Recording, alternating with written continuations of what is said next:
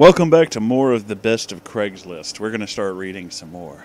This is Graveyard Vigilante Slayer. Women for Men. I knew we were meant to be the moment you said that Hillary Clinton was a lizard person. I didn't care that you liked wearing socks with your flip-flops, or that you liked to dress all in black leather. I didn't judge you for being hashtag Team Edward or Bernie. Truth is, you make me laugh to the point my chapped lips bleed. As I lay at night awake, writing in my pink and purple My Little Pony journal, I snuggle up to my waifu pillow and wish it was you. I vision you standing there with your Fabio hair blowing in the wind. In one hand you have a hammer, and in the other is a pack of vagina dental dam. You'll probably never see this, but if you do, ride off with me into the sunset on my George Jetson mop. Come live a life together on a farm, breeding horses, simulation style. I will never force you to drink shitty drinks like Bud Light, and we can have pet rats and train them to do cool tricks. Looking for the best cat on earth? Well, you found him. Updated. I'm probably the only person on Craigslist right now posting an ad about a pet like this one. You'll realize that this cat is so much more than a pet. He is someone special. This is a big novel, so if you have 15 minutes, sit back, relax, read my story. I want to tell you the whole thing so you know where I'm coming from. Pardon my terrible grammar. I typed this all on the phone, and I am not going back to proofread it. My cat's name is Oscar, with a K, yeah. You'll see why later. He is quite the incredible story. I'm going to tell you his story, and if you are the right person for him, hopefully it means something to you, or strikes a chord. I got Oscar back in college in May of 2008, so yeah, he's 9. I was working at a wildlife rehabilitation facility in southern Illinois because I wanted to volunteer and experience to help build my resume as a zoologist, which is what I was going to school for. I had worked at this place off and on for years, and I loved it. They had everything from a cougar named Simba to vultures and baby deer. The baby deer, once they're big enough to be put in an outdoor enclosure where they can browse on the normal plants. It's a rather large enclosure, about half an acre in size. This entire facility was in the middle of nowhere, surrounded by farmland and forest. Well, one day, the owner of the facility was bottle feeding a baby deer in this enclosure, and she looks down, and sitting on her foot is a tiny orange and white kitten, the size of a cell phone. He was looking up at her, meowing. She said, "Well, where'd you come from?" And that was the day Oscar saved himself, and his life would take a very drastic turn. Loving all animals, she took him in and placed him inside a pen, normally reserved for baby raccoons. I walk in one day to visit all 10, 15 of these baby raccoons stacked up in their cages, and I see a tiny little kitten with milk all over his face staring back at me from one of these cages. He stuck out like a sore thumb. Very out of place. I was surprised at the sight. I asked Beverly, the owner, what was the story. She told me, and also said that girls love him to death. So even in this short time, he was stealing hearts. I asked if I could keep him and take him home. She said, "Please do." I walk over to the tiny kitten, who's just about 4 weeks old, and look at him, pause for a second, and said, "I can give you a good life." So I grabbed him, some kitten milk replacer, some wet food, and I headed home.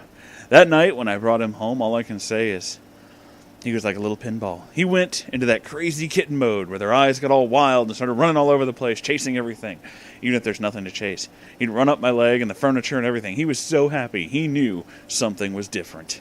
I knew. He was at that age where he feared nothing. And I had a chance to bombard him with all things that normally scare cats, so he would learn to read them. As long as the encounters went well and the logic was sound. I just recently graduated college. The next thing I did was take him to a boarding kennel where I worked. I knew it was the perfect place to socialize, so he wouldn't fear dogs, traveling, other cats, and people. I'd take him to meet the dogs, and he just walked through. All the dogs barked and went insane. He just looked at him like, "Why so much noise?"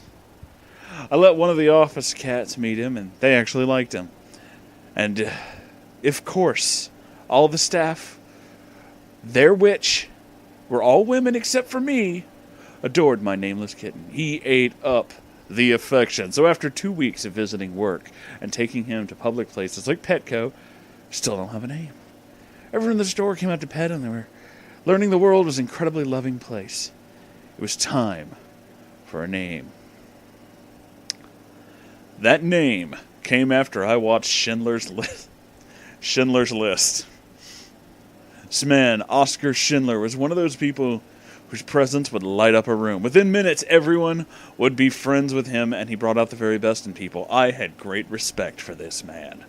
I looked down at my nameless kitten on my lap while I was watching, and I realized I had the perfect name for him, since he literally has the same power. So that day, Oscar the cat was born, which is why it's spelled with a K. It's German. As he grew, he was like no other cat I've ever met. He follows you around like a puppy. He literally will place his paws on you for a hug. If he wants more food than a dog, the more people are around to pet him, the more drunk he gets with happiness. He loves the vet. The vet techs and nurses are always so shocked to see a cat, so happy to see them that he is rolling around on the floor. I have to pick him up off the floor like a blob of jello. He gets so happy sometimes and is caught up and rolling around. He's falling off counters and tables. And he gets right back up for more. And he does not land on his feet. 8 months went by, and almost every day I was taking Oscar somewhere where he's meeting new people, new animals, new experiences. He became so chill that when we were driving, he would just take his spot on my back window and go to sleep. He made many cat friends at work and fell in love with a little tortoiseshell cat named Jolie. She taught him through play to not use his claws as much when playing. About a year into his new life, I rescued a mother cat and her kittens, who lived under my mobile home in a student mobile home park. She gave birth to 4 kittens. As these little guys grew up, Oscar became like a surrogate father. I gave the mom away, but kept the kittens. The names were Timmy, Don Vito, Cleo, and Gandalf. Cleo was a tiny, short-haired gray kitten, and she was the only girl. Her brothers were all medium to long hair, and Gandalf was a beautiful, solid gray, long-haired cat. Life was good for all these felines in my crappy trailer. They all had each other, and trust me, I never needed TV watching these cats play with each other. Their antics were non-stop. They became as chill as Oscar. He was still very special. I even took him on bike rides where I'd put him in a child stroller and ride the paved bike on trails. He loved it, and he would just chill next to a little litter box I had in there. People couldn't believe it. He was my best bud. I was always looking for ways to make their lives better. I even discovered all the horrible secrets of the pet food industry and how dry kibble is the worst thing to feed a cat, since their digestive tracts haven't changed like a dog's to handle commercial pet foods as well. They are essentially identical to their wild counterparts. So I discovered how to make a raw food diet and have fed Oscar that for the last decade with no problems. He looks and acts half his age. I literally take whole chickens you buy at the supermarket for people and add several supplements and grind it up in a huge, powerful, very fancy meat grinder from LEM. Put it into little plastic portion cups. I get it Gordon Food. Freeze it. When it comes time for him to eat it, I put it in warm water, 15 minutes, serve it to him warm. Not cooked or heated up in the microwave. He loves it. In fact, he is more food motivated than a dog. You will see. Trust me. All was well until a friend of mine started a company and wanted me to work for him. He lives in Louisville. Sounded like the opportunity of a lifetime. There'd be travel. I'd get to meet new people. I'd make twice what I was making at the dog kennel and more. It was too good to pass up, so I said yes. But I couldn't leave all my cats. Since I had such a great relationship with the boarding kennel and was quite frankly the best worker they ever had, I asked if they could take care of my cats while I figured out what to do with my life, and they said yes. Oscar got to be in the front row where he was an office cat. He got to do what he loves most, meeting people, spending time with his soulmate, Jolie. The others were in the cat room and were enclosures and would be let out every once in a while to run around. Not perfect, but it was temporary. Well, they spent a year there. They weren't fed a raw diet, but Roya, the owner, sold very high-quality grain-free pet foods and was also an advocate of the raw diet, so they had better than most cats. Once things settled down, I had to go get my cats back. So I headed back and brought them back to Louisville. This was the beginning of my bad choices and what's led me here. I was so used to being around animal lovers that it never crossed my mind anyone would not like cats, especially my overly friendly and unique cats. I wasn't dumb. I knew they existed. It just wasn't a part of my circle of friends or my reality until Louisville. Everyone I met before moving to Louisville adored them. People always threatened to kidnap Oscar since he was so loving. Anyway, to my surprise, none of my 3 roommates in Louisville liked cats. You could tell they didn't like having 5 cats running around, and you could tell they resented me for it. The owner of the house, who was my new friend that invited me to Louisville to work for him, liked them the least. I thought I made it clear that I have cats. Well, to make a long story short, I was fired from that job for the dumbest reason. They discovered one of my personal journals and didn't like some of the things I said in there. So dumb. My mistake. So I moved out of that house and into Knobs Point and took all the cats with me. My brother had moved out early and had me take over the last few months of his lease. The cats were too much a part of me not to bring them along. All was well for a few months. I was happy. They were happy. The future was bright. I got a temporary job as a valet. I could only afford about $750 a month rent and $200 a month in utilities and $1,200 a month salary for so long. I knew I had to move out. And things had gotten better between me and my friend who just fired me, and he and his partner realized they wanted to hire me back. This is about 6 months later. So they did, and I reluctantly brought the cats back with me to the house. Well, sure enough, I was right, because the same resentment popped up. I was torn. My credit and income were too bad to move out. Not many places would allow 5 cats. I kept dragging them around, and now they were surrounded by people who didn't like them except me. No one abused them, but they just didn't like them around. So finally, I admitted to myself, maybe I wasn't the best person for them. So I gave Don Vito to Treehouse, a very well-respected no-kill shelter in Chicago. Googled them, they're awesome. I gave Timmy and Cleto to Chowder House Foundation in St. Louis. Also, no-kill cat sanctuary. 2, with an awesome reputation. It was the hardest thing I ever did. I kept Oscar and Gandalf because they were best buddies, like brothers almost. I couldn't leave them. Not them. I didn't want to sell my soul. I knew their life would be pretty good as long as they had each other, and they did. Still felt like I made a mistake with the other cats, but what was done was done. So life went on. I still didn't like all the non-cat people being around my cats, especially Oscar. I would see him run up to people fully expecting a shower of love, and he just wouldn't get it. He always looked so confused. In the first year of his entire life, he had never met a single person that didn't want to pet him. So these new jerks were different. He thought the world was a safe place. I couldn't stand the thought of him realizing that it wasn't, so I decided to keep him and Gandalf in my bedroom altogether. So to make a very long story short, for the next 4 years, that is what I did to protect them. I had no idea it would be that long. It always seemed so temporary. My friend's company were so tumultuous that I literally moved almost every year. I had to move out of my first house because it was foreclosing. So I was literally going to be on the street with Oscar and Gandalf and my tiny Mazda Miata. But William was making good money, unlike me, at this company, so he and his new girlfriend Cara invited me to live in their new house. I didn't have much of a choice. And the good news is, Cara adored my cats, so I accepted. Things once again were good. Oscar and Gandalf felt welcome and had free run of the house. But after a few months, William got his old dog back, who, unlike all the dogs Oscar had ever known, this one hated cats. So Oscar and Gandalf were back in one room. We were like that for another 6 months until we moved into another house. The company had downsized drastically, and we ran it out of a house in Douglas Hills. We had 2 more roommates, though, and some of my coworkers came in during the day, and they were not cat lovers at all. So Oscar and Gandalf were back in the bedroom. Yet again, they stayed there for a whole year. So then, yet again, we moved to Bardstown Road, a normal house. This time we had less roommates. It was just Cara, William, and another guy. But it was weird. I could tell everyone but me had grown tired of my cats. I never knew why. They were never loud, they never scratched anything, never smelled bad. Their worst crime was literally being too loving.